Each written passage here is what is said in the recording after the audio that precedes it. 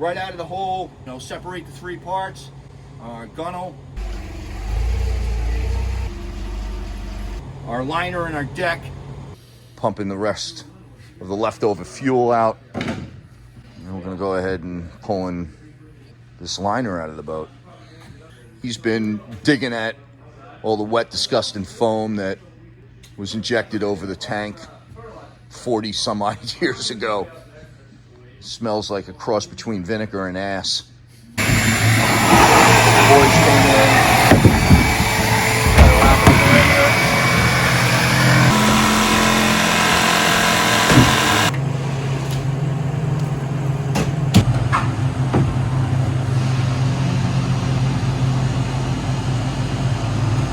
That's what black mold of 40 years looks like. That is fucking disgusting. Their bond from the deck to stringers was not all that successful.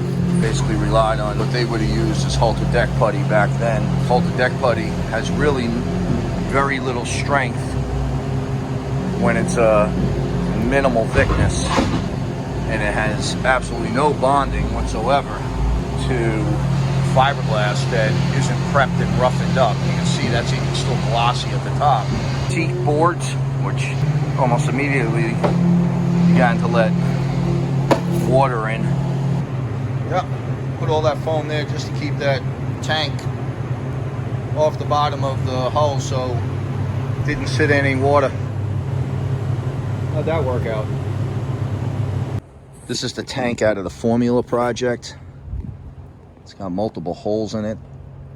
As you can see from the video prior to this tank was buried under about 3 inches of wet foam.